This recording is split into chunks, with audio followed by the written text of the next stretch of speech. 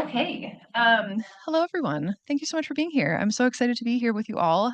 This is one of my favorite formats of talk that these fine folks at the R user group introduced me to just last year. So very happy to have our second iteration of it here at HKS. I'm Alessandra. I'm with the HKS library. Got my colleagues James and James here. And this is kind of a joint collaboration between the R user group. They'll tell you more about themselves in just a second, and the HKS Library, our Data and Donuts event series. We've been running Data and Donuts since 2018, and we bring researchers and practitioners to talk about their work and on issues of data and society. And you are all now part of Data and Donuts. But I hope that you'll continue to engage with us. We have tons of fun speakers all the time, and our next round will be announced for the spring. So today we're going to run through 3 speakers, maybe 4 talks, depending on how much time we have.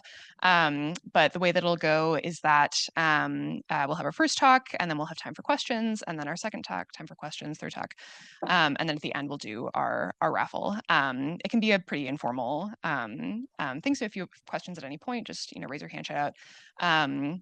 And then we are recording this talk. We're going to post it on YouTube for other folks to learn from afterwards. Yeah, I think that's it before I hand it to Christian.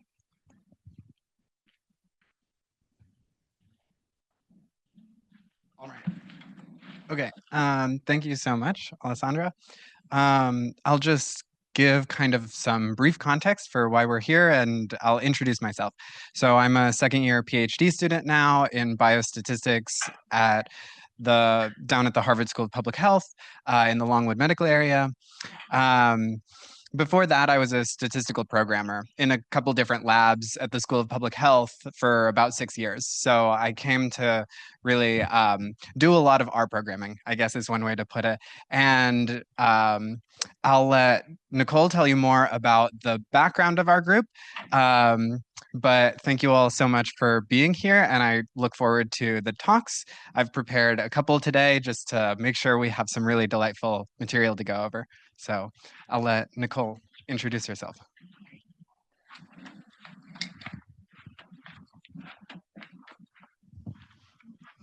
Thanks, Christian. So my name is Nicole Swartwood. I co-organized our user group with Christian. My day job, I am a research analyst down at the School of Public Health in the Global Health and Population Department.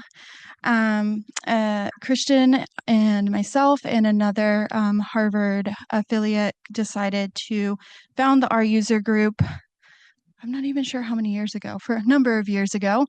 And our goal here really is just connect people who are using R on campus, facilitate talks, bring in speakers, both from outside our community, but also to sort of let the people within our community raise them up so they can share the work that they are doing. And so we can all learn a little bit more about how to use R in our workflows.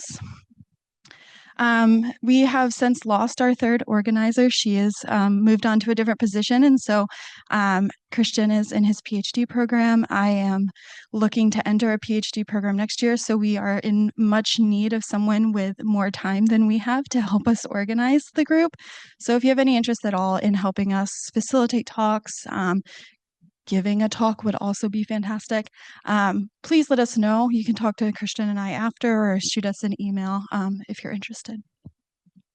I'm also going to take this time to introduce our first speaker, Joseph.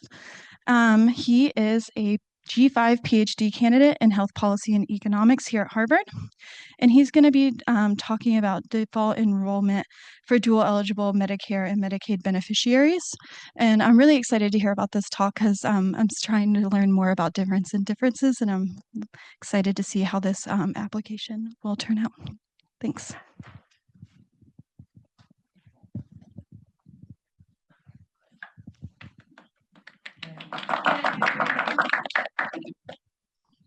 All right, hello everyone. I'll just start my timer and I'll just get going. So for a little bit of context, so this is one of the chapters of my dissertation. where I'm studying Medicare Advantage more broadly. I guess I'm not too sure how familiar y'all are with the context, but I think first I'll give a brief overview of my results. I have one slide on that, and then I have two different figures that I made using R, and then I'll kind of talk about what went into them. And like, I feel like, in my opinion, one of the great reasons to use R is to make beautiful figures. Whatever type of research you're doing, whether it be descriptive or causal, having good figures really helps tell a story well, complementary in a way to what you can say in words.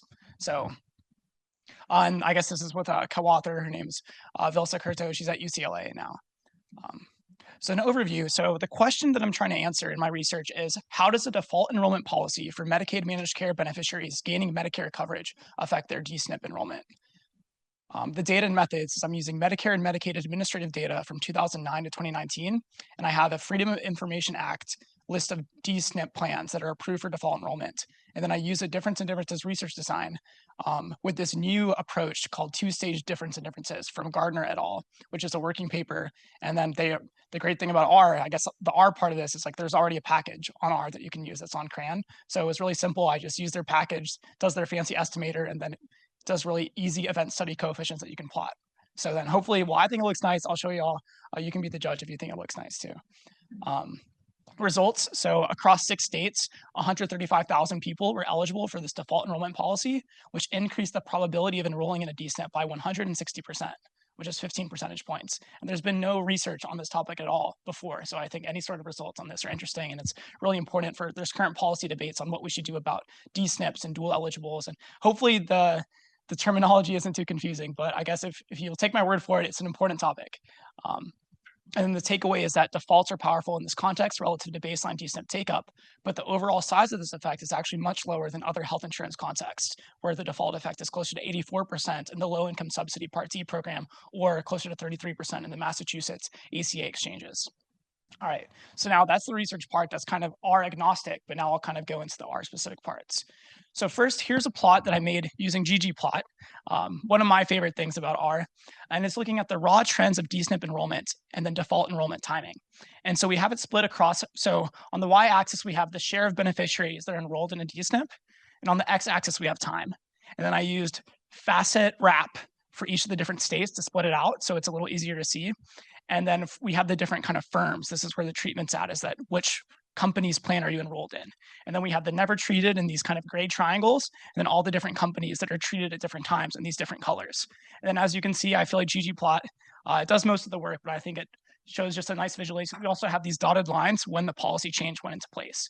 So you can see there's kind of some interesting heterogeneity where for some states, for example, in Florida, there doesn't actually look to be a huge uptick right when the policy was enacted. But for other states, like in Arizona, most of these you see quite more of an uptake. And what I also just like about,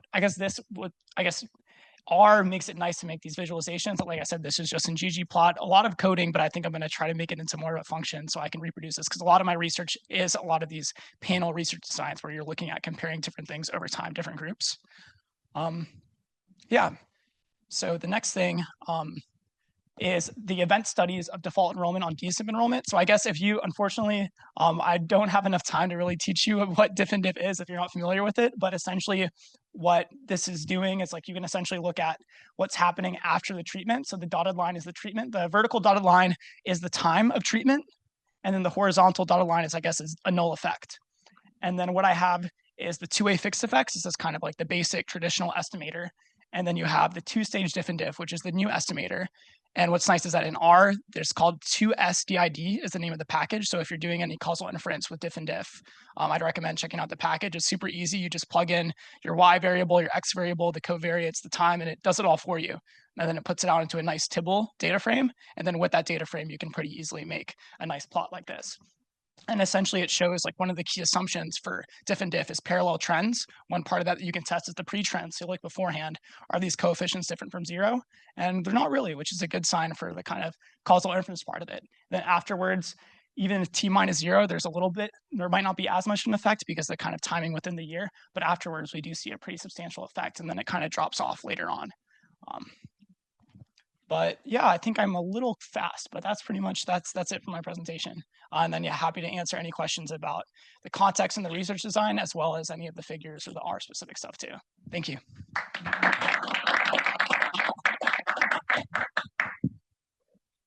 Questions?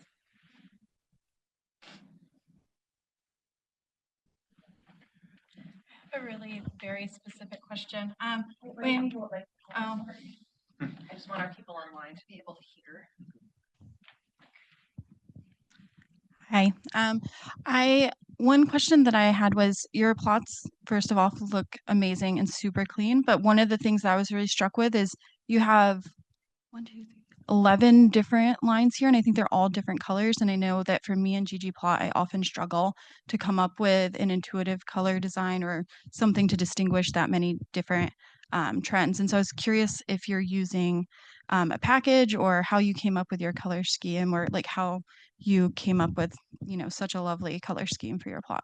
Yeah, that's a great question. So this one, I think people that are more familiar with the maps and visualization might know, but I think it's like one of the cartograph or cartogram packages. I think that they have a lot of colors because I think in maps, like you want to have these nice kind of, I think it's a little more, you sometimes want like gradient color schemes, but I don't know. I think the people that make maps have a great eye for color design. So I usually like to use their palettes, but I can follow up with the specific package and the palette that I use that, yeah, I think it has maybe 12 different options, which is pretty nice.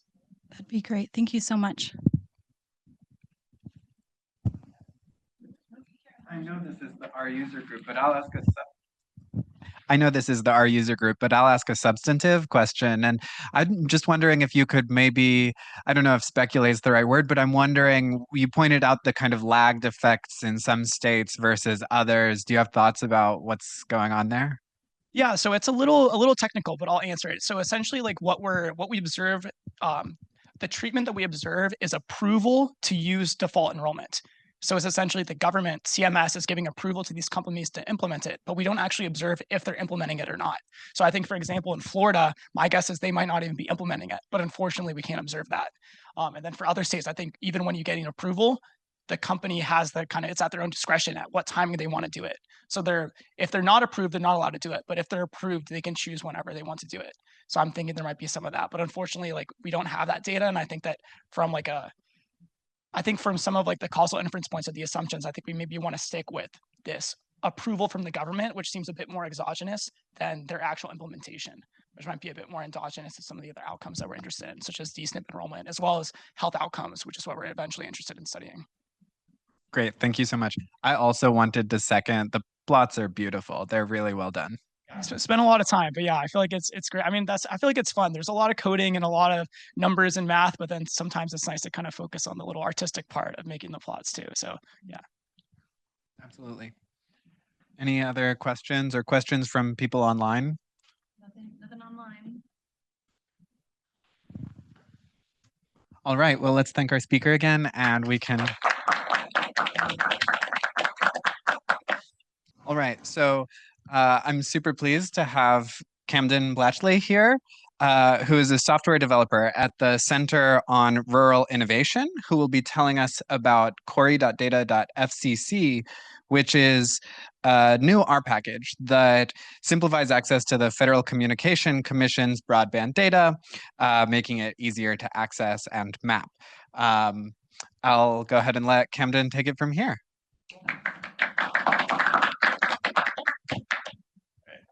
Let me start my timer.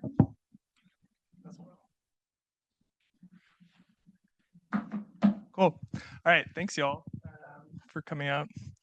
I'm going to be talking about analyzing and mapping broadband data with Corey.data.fcc. It's our new package. And for a brief background, I work at the Center on Rural Innovation. I'm a software developer.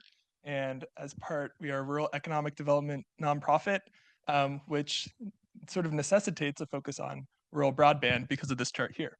So you can see that, as recently as 2014, only a quarter of rural households had what the FCC now considers to be adequate broadband service. In 2020, that's closed quite a lot, but still a quarter of rural households lack that tier of service.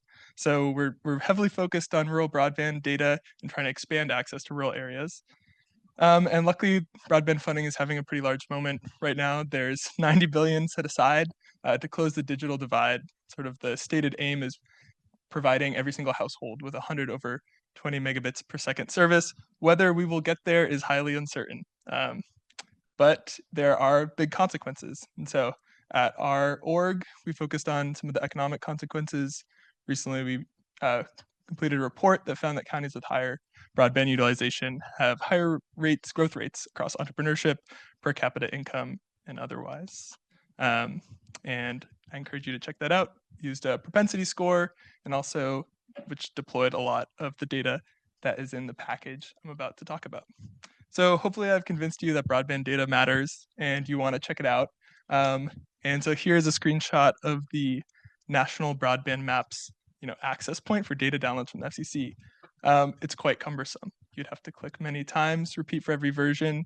And so we were sort of frustrated by this process and wanted to improve it. We didn't want to manually download it. I think really as our users, one of the nicest things is being able to easily share our code. And so using our data package is just the best way to do that. So to that end, this is our data package. It's called query.data.fcc, and it's really just data package as code, sort of a la style of Tidycensus or Tigris, a really easy way to incorporate into your workflow. So I'll talk about the sources in a moment, but it's available at the census block and county level, which is also great because related to those packages, you can really easily combine it for more detailed analysis and also spatial mapping. So here's sort of the main function. MBM stands for National Broadband Map. I'll talk about that source in a second, but pretty easily it's at the county level. So you select the county and it returns census blocks of broadband data. It's really easy to join with Tigris and you can generate nice maps very easily. With a side call out to the base map library for what I've found to be the easiest base maps for our mapping. Cool. So the data sources that we are accessing, there are two main FCC data sources. The first is the National Broadband Map. This is the most recent FCC data source. It's from 2022. It provides broadband availability by service level, technology. Technology is fiber, DSL, cable, etc., and also internet service provider. So for both of these sources, internet service providers have to file with the FCC. So there are some issues around the accuracy of the filings and the way that the funding has rolled out. I would say that internet service providers are sort of encouraged to over-report their service tiers. So there's also a challenge process ongoing with the National Broadband Map that gets updated every 6 months. Previously, there was Form 477. This was a less detailed broadband data source, but it's sort of our best way for looking at historical trends. Cool. So what types of analysis can you do with this data? You can look at broadband service levels at the census block. So, brief aside on broadband service levels, 25/3, that's download over upload, was kind of the previous FCC tier. They updated it this year to 100/20. 100/20 is sort of what you need to really use Zoom or stream. You can also look at different broadband technologies like fiber, cable, satellite as well. And then one part I'm really excited about is that you can access internet service provider footprints. So because they have to file where they're serving locations of blocks, you can recreate their whole footprint, which is sort of interesting because otherwise it's really hard to access that data. One thing we did with that data was create location quotients for small broadband service providers in counties. So essentially, where there are clusters of small broadband service providers, and we're able to see how the associations between having high location quotients and greater fiber access, greater broadband adoption in rural counties. And you can also do comparisons over time. So the data is updated right now. There's only, I think, 4 releases of the National Broadband Map, but it's cool to compare how the challenges and updates to service are coming along. I also wanted to do a quick aside about data packages. So you might be working on a cool data set yourself and want to improve or publish it and get it into people's our workflows. So to that end, we are using Parquet files stored on Amazon S3, and then we use DuckDB in order to access it and execute SQL queries. So it's a really fast way and super easy to host, store the data. It's much more performant than most federal APIs. And here's just a little snippet of how that works. You connect to the database with DuckDB, read from a Parquet file, and you can just execute any SQL query and return a file. So I recommend checking that out if you're working on a data package. And that's my talk.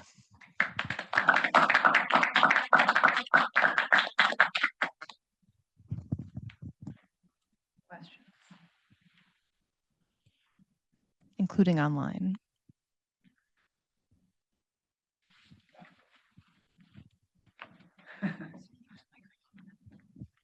Yeah, two quick questions. So first, you mentioned like the federal APIs. Like I know with other like census data, like I've used it before, and I think that it works relatively fast. So I guess I'm not sure if you could elaborate a little bit more on what the federal APIs for this data, if there are any, and then I guess maybe also a bit about the size of the data. Yeah. Just for my own personal interest, and kind of I feel like the size of the data kind of affects like the best kind of system that you want to have for accessing it. It seems like the way that y'all have it set up is that it can handle really big data.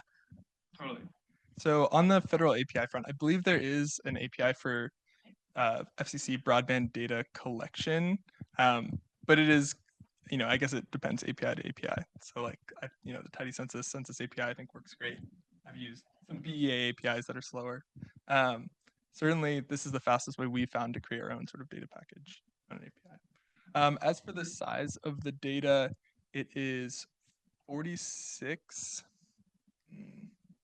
megabytes of Parquet files. But then if that was in, I think we use a Postgres database, otherwise it would have been 500 megabytes. It's like really condensed. That's a rough sense of the size. Yeah.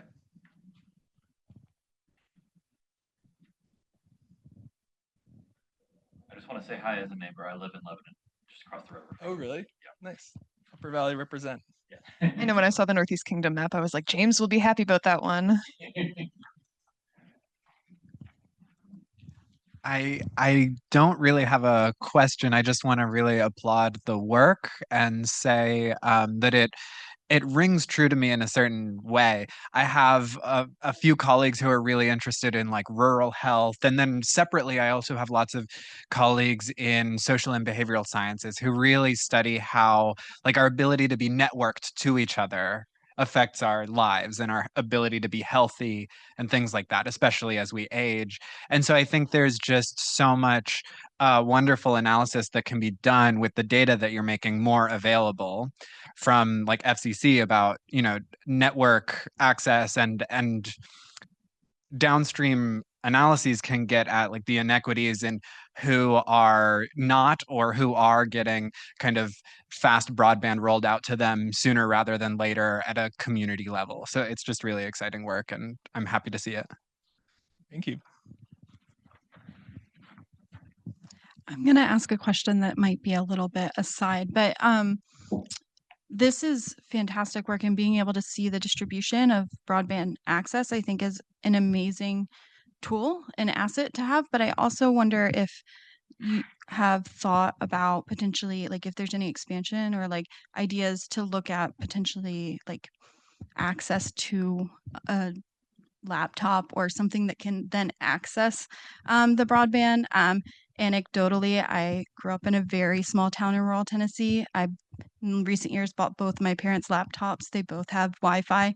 The laptop like sits there because they don't have like there's multiple steps there, right? You have to have the access to the broadband, then the laptop, and then like the knowledge to use the laptop. And I just didn't know it'd be really great to if you guys ever thought about doing like an expansion to bring in other data sources if they exist to sort of step through those tools. That's a great question. Right now, we use there are some ACS variables about access to devices in home. So we use those a lot. It's essentially whether you have a broadband description and then a variety of combinations of smartphone with a Wi-Fi subscription, smartphone without, laptop with or without. But one thing that I've struggled with, because we do work with rural counties on their digital equity plans, is that there are also, I think it's with the county population survey, there is like a NTIA does a device use survey, and it's published at the PUMA level. And so it's really hard to get rural counties because they'll be clustered in with other ones. So, and that one slices it by race and ethnicity, a lot of other interesting factors. But so I'd say, most of the time I would look to the ACS if you're like working with rural cases. But in some cases, that's a really interesting survey too that provides more detailed demographic data. Thank you so much. Yeah. Can I ask a question? Thank you. So less on the coding side of things, more on kind of the policy side of things. How many counties or municipalities like are exploring like public broadband services where you're working. Like I know, I live in Somerville, for example, and we've been working on municipal broadband for like years. And I know that many other cities are in the same place, but I don't know the kind of landscape in rural communities. That is a really good question. I don't know if I have a good sense. Certainly, a lot of our partners are working on municipal broadband. It's tricky. Like, as just an anecdote, I know one of the rural communities we work with is Wilson, North Carolina, who has their own community broadband. But then after they came into being, provided really high quality internet, essentially their structure was like outlawed by the North Carolina state legislature. So there are definitely headwinds to providing this. But yeah, I couldn't say for sure though. Yeah. I guess I have a question about kind of the DuckDB and Amazon Web Services S3 type of setup you've got going on. And I think I'm really coming to a place coming to this question from a place of envy because, in academia, I'm more used to just a different style of like cloud computing that's like the cluster run by basically the school or a consortium of schools. And so I was wondering if you had recommendations about kind of a good place to get your feet wet, or like is there maybe a package around S3 or like a tutorial from someone you would recommend that's just nice from the R user's perspective? That's a good question because I can't speak too much on this because we use S3 for other uses. So we have I do some like front end development for data viz apps where S3 hosts our county level data. And so as part of our workflow, we're processing data and then pushing it to S3. But I don't think we have a good package yet in order to push to S3. So, and it's something I think we've worked on. So maybe I'd say stay tuned for a better way to push to S3 from R. Or if someone has like that package already exists, definitely let me know because it's something I want. I see. Okay. Well, we will stay tuned. Yeah. All right. Can you hear me? Am I mic'd? Great. So I'd like to tell you a little bit about Tidycensus, which has just been an enormously useful package in my life, in my research, in the research I help others with for the past like 7 or 8 years, it seems now. Maybe a little less than that. It is a new package, so maybe 6 years. But so today we'll talk about Tidycensus and Mapping, which I think could be construed as a US-based geographer's best friends. So I do have to give that caveat. I mean, all of this is going to be pretty US-centric. We're talking about data from the US Census Bureau. But if you haven't set up Tidycensus before in your RStudio environment or in R, it's pretty simple. You can install it from CRAN just using the regular old install.packages function. And you do have to sign up for an API key. So the link is provided. It does take usually like 1 to 3 days to get an API key sent to your email. But once you do that, you can access this huge wealth of data that are in the US Census data products. And so I'll talk a little bit about what the data products are, but there's more than just the decennial census that happens every 10 years. There's also things like the American Community Survey and others. Once you have your API key, you just need to basically give your API key over to R so that R can store it once for you. You don't need to keep running this at the top of every script. And you do need to be a little careful not to accidentally share your API key with others, just because there are rate limits on the API. So you can only access like a certain amount of data over a certain amount of time. They're not too stringent, but I have run into situations where if I'm running a big program and I'm downloading tons of data from Tidycensus, at some point I hit that limit of it saying, okay, you've hit the limit for the API.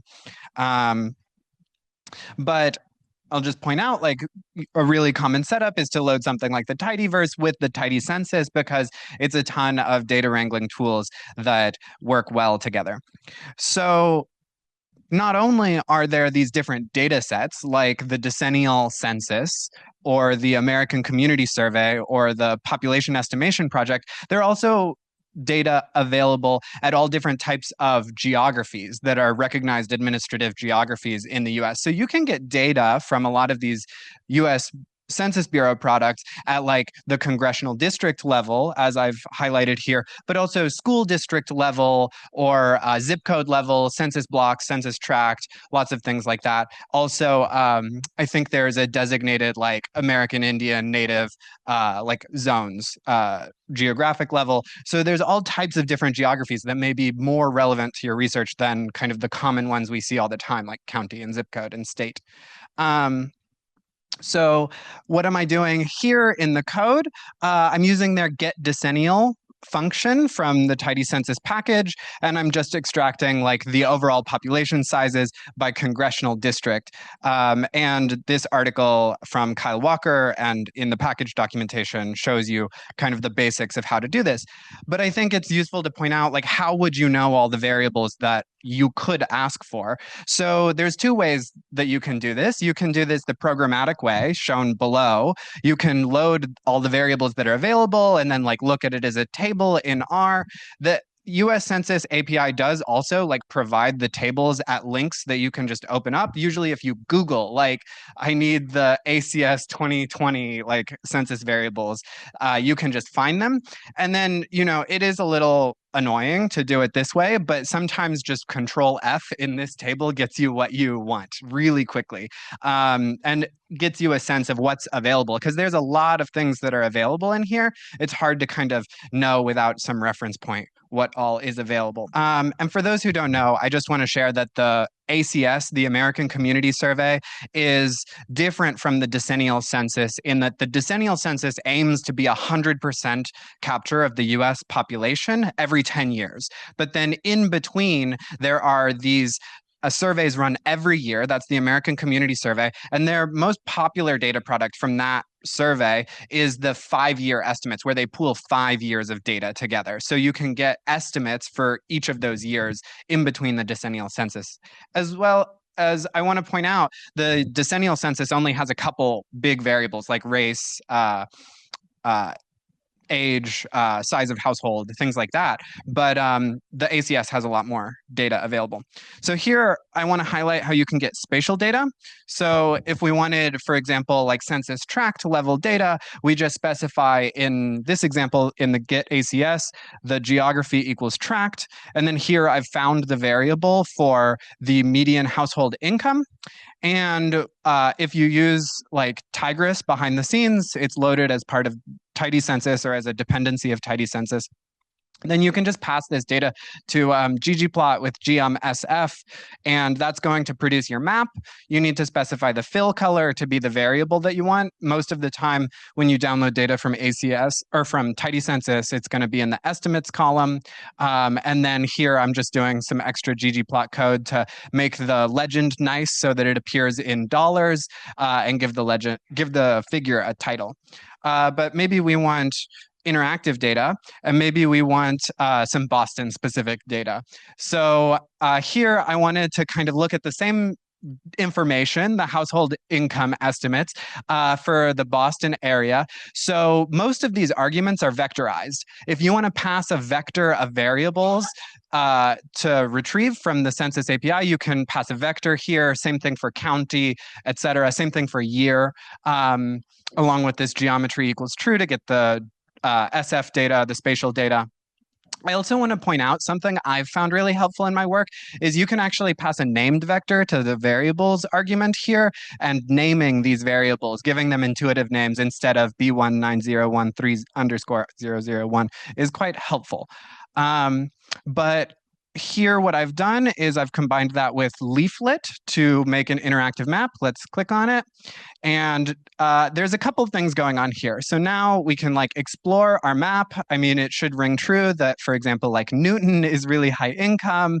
Down where the School of Public Health is, close to Mission Hill, we have lower income. And we can click on the census tract because I included these labels in the leaflet code, and I just have a pretty simple little pop-up that shows me the census tract code and then the estimate in dollars. And I'll go back to the code to show you how that worked. So how did that work? I just specified pop-up is this function inside my call to leaflet. inside the add polygons layer, and I'm just combining information like the name of the census tract, and I'm using from the scaled package, which is part of ggplot2, the dollar format function to specify that I want to format things nicely as dollars. And then in terms of the legend, I just have some extra label formatting in here. And I should give credit, this is more or less adapted from code from Julia Silge's blog because it was a nice example. Finally, how to save it. You know, it's all well and good that we can produce these nice interactive maps, but sometimes we want to email it to our boss or to our colleagues, or even just save it so we can put it online somewhere. The easiest way I've found is to use the HTML widgets package and just run your same mapping code, assign it to some object in R, and then you can use the save widget function from Leaflet. And I do want to encourage you to learn more. So there's tons of data available in the Tidycensus package that aren't the products that I even mentioned. Here they're showing net migration per 1,000 residents by county from a US Census Bureau data product. This is an example taken from the Tidycensus website. A couple other things that I want to highlight. There's some really great documentation online at Kyle Walker's website for Tidycensus. If you want to understand the margin of error data that comes with the census data, there's really great documentation from the American Community Survey. So check out their handbook. Like if you want to add variables together and get the margin of error right for your computed variables, they have all the formulas for like if you want to do a ratio of variables or add variables, et cetera, et cetera. And then it looks like the format got messed up a little bit, but I wanted to highlight, if I can, this work that I did a couple of years ago, the Public Health Disparities Geocoding Project 2.0 training manual. So under PI Nancy Krieger, we worked a lot on kind of building out this training manual to help people in public health work on geospatial health equity data.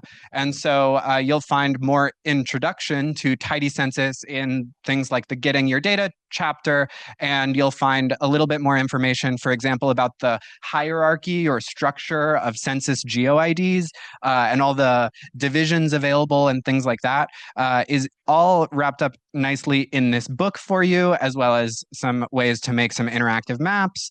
And there's a handful of case studies that, to various degrees, use Tidycensus.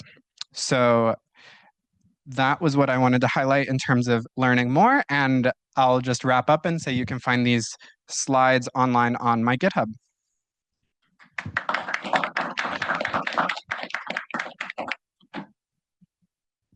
Thanks, Christian. Super helpful. Questions on making maps?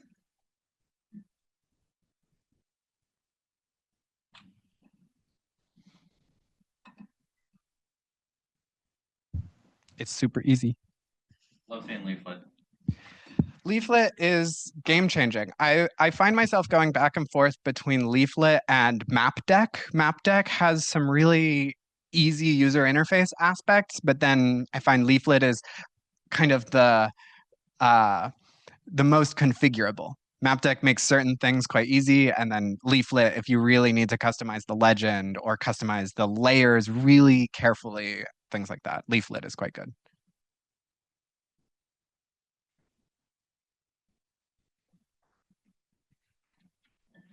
I will just give a plug for the Public Health Disparities Geocoding Project. We featured Christian at a Data and Donuts talk, full time a few years back, and it's a really cool project. I encourage everybody to check it out.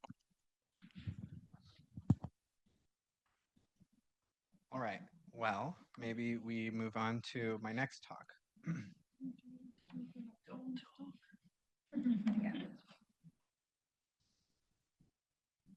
I'll also just give a plug. If you haven't signed up for our email list, please, we would love you to join our email list so you can find out about future programming like this from guest speakers, about like interactive events, etc., things that we're going to run in the future. And if you haven't entered the raffle, there's 2 books back there that we're going to raffle away today. One for one is the R for Data Science book, now in its 3rd edition, and another is R for Political Data Science. Okay, so I'll go ahead and get us started on our next talk. And this one is more an aspirational pitch to all of us. So I say, let's make great tables. I want to make really great tables. Many of you featured amazing figures today, amazing plots. And I think we can make tables similarly amazing. So I'm going to introduce you to the GT package and some of its friends. So I say here, do you take pride in your work?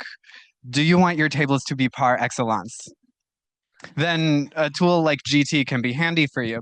So when we have the GT package, what is our workflow?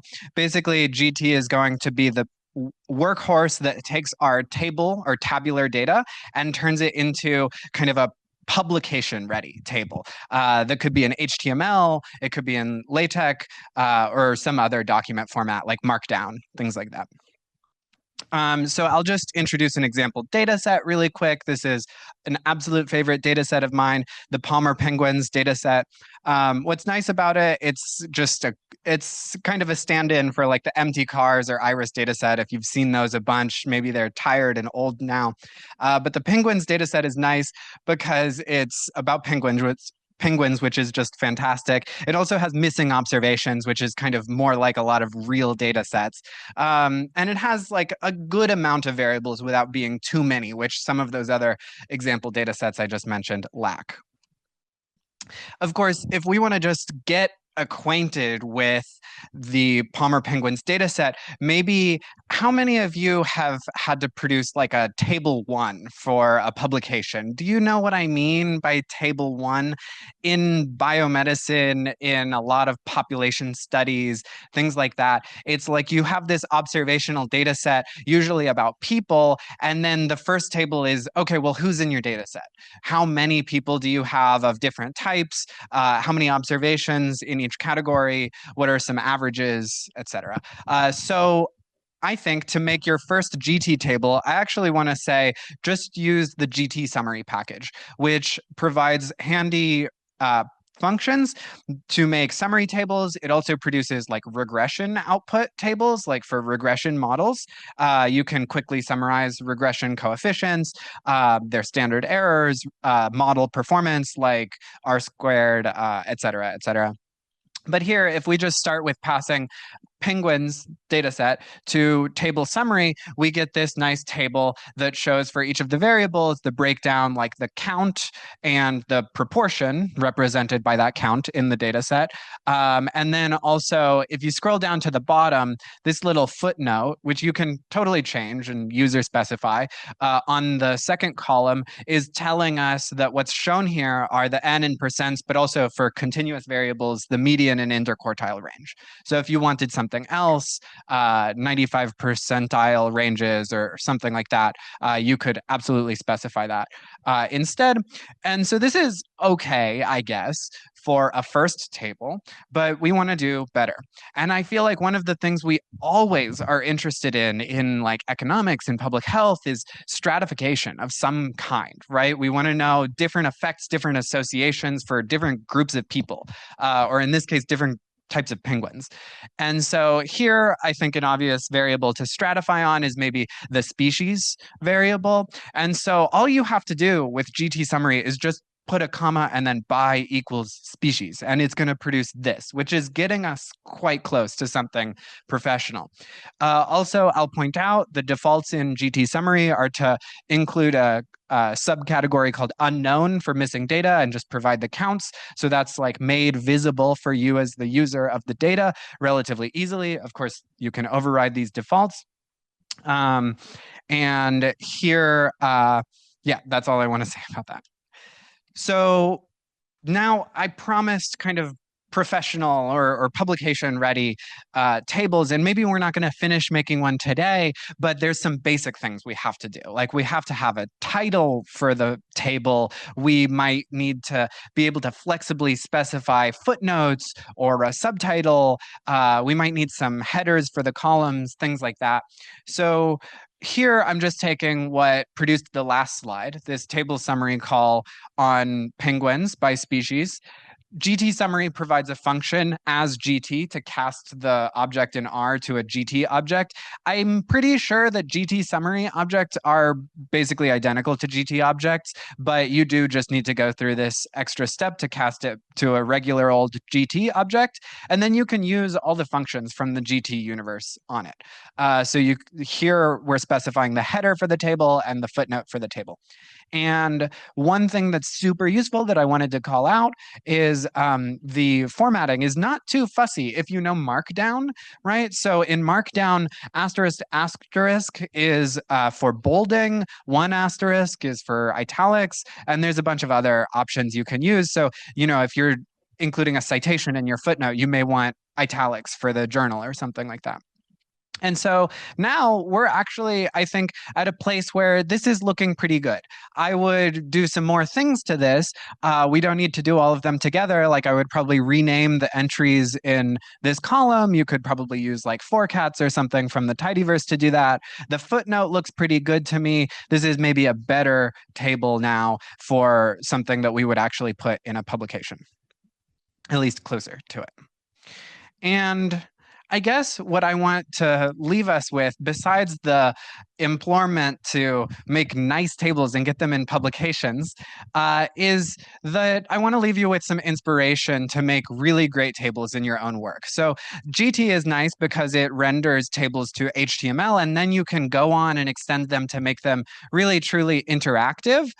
Some inspiration I want to leave you with is, if you weren't aware, Posit, the company that develops RStudio, ran a table contest for best table earlier this year, and you can go explore the amazing winners. And so here you can see people who built these incredible interactive tables. They styled it, in this case, like Spotify, and it has all of this fancy drop-down capability and interactive HTML in it. Of course, there's more, right? Ones built in Shiny, ones that have color-coded columns and things like that, ones with sparklines, etc. And I guess, this this direction for me just has the feeling of the future. And that's what I want to leave you with, that I think, 21st century tables can take a lot of inspiration from these ideas of like interactive bar charts in our tables, sparklines. I think that's really going to help us analyze and understand the data that we're working with better. So I hope you guys feel inspired to make some really great tables, and thank you so much for listening.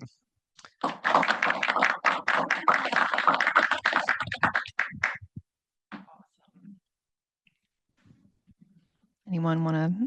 Yes, table question.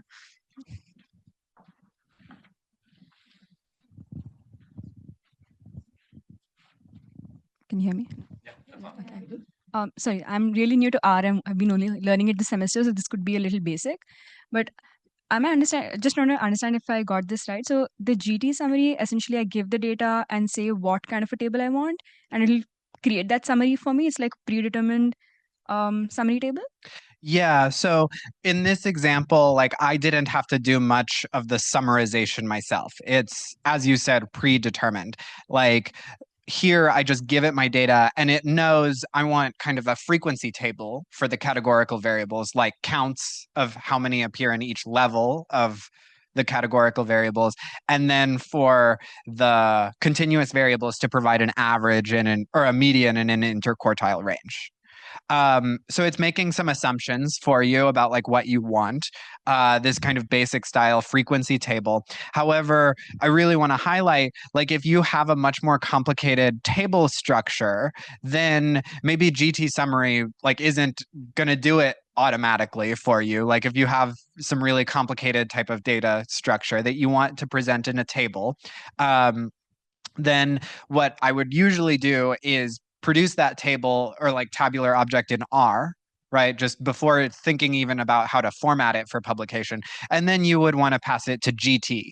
And GT provides like lots of documentation for if you want to customize exactly kind of how your table is laid out, then this is going to be a much more flexible and feature-rich way of creating your table. GT summary is a shortcut to getting to a nice table more quickly.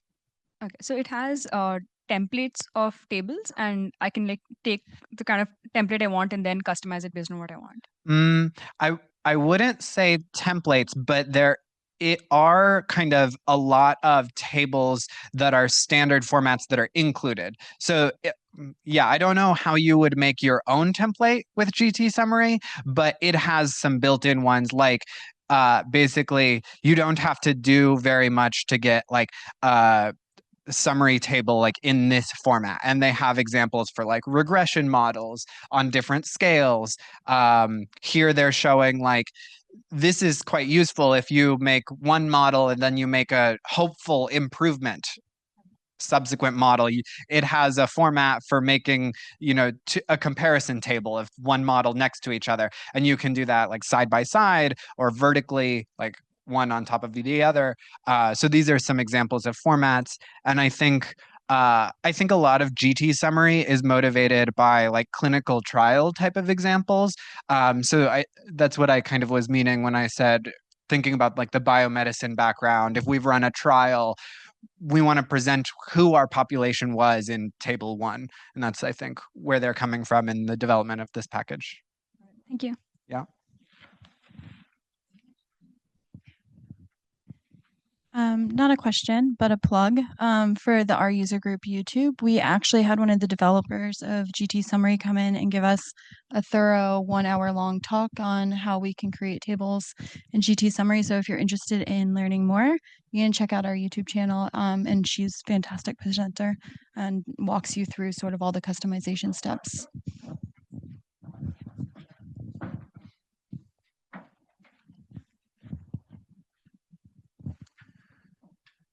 Yeah, first I want to say, yeah, GT is awesome. I would also recommend it. I've been using it for a while now. I guess my question for you, Christian, is like, do you know if, are you, so for me, something that still takes a while, even when using GT, is like labeling stuff well. Like, are you familiar with an approach that makes it a little easier than just kind of line by line renaming stuff? I'm guessing like maybe there's other standardized approaches, like if there's a prefix, you can kind of just put that as a function to add a prefix or something. Or do you think there's not anything kind of, I guess when you have to like do a lot of complicated labeling, what does your approach typically look like?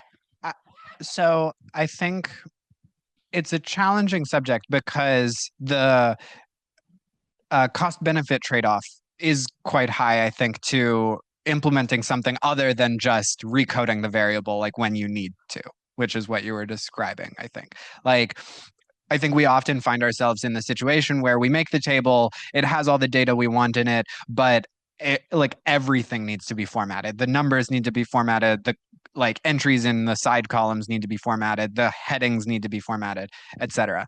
I do think there's a couple of tricks though. So I think it's the labeled package. Yeah, this I have found helpful. So I started using this when I saw what it was doing for me on a chance encounter with it. So I got given some data that was saved and exported from SAS, and it had been like cleaned somewhat for me, but it had all of this like extra labeling in it that I saw was just automatically there when I used Haven from the Tidyverse to import it.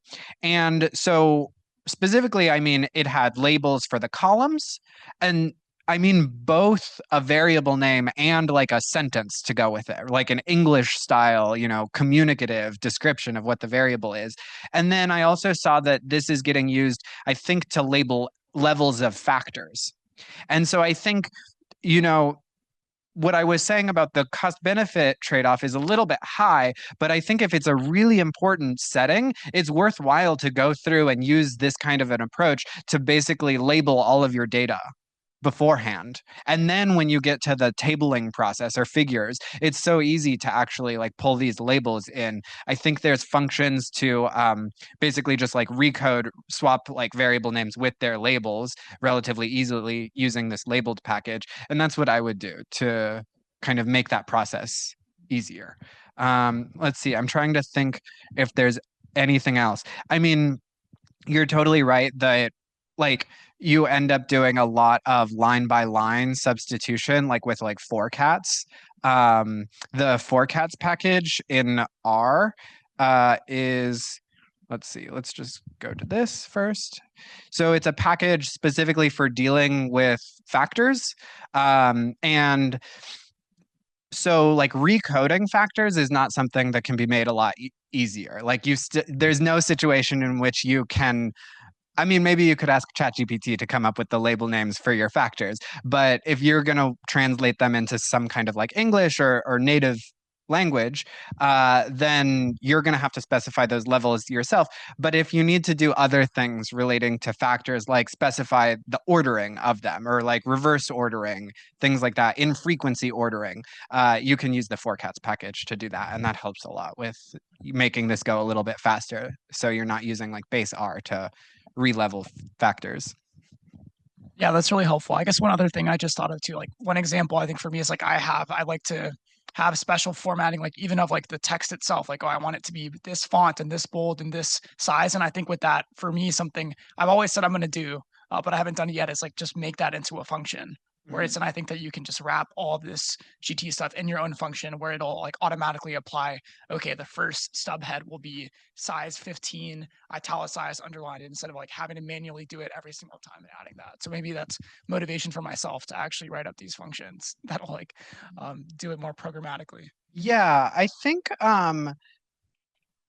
Shiny actually may have a lot of these types of functions that will be what you want to use in composing the functions you're describing. So you just described like italicized, bolded, underlined, that type of thing, but maybe like it's a bunch of different things, right? In a certain color, all of the above, right? All happening at once. You don't want to rewrite all of the HTML tags for all of those things. I think something you can use are like the HTML functions.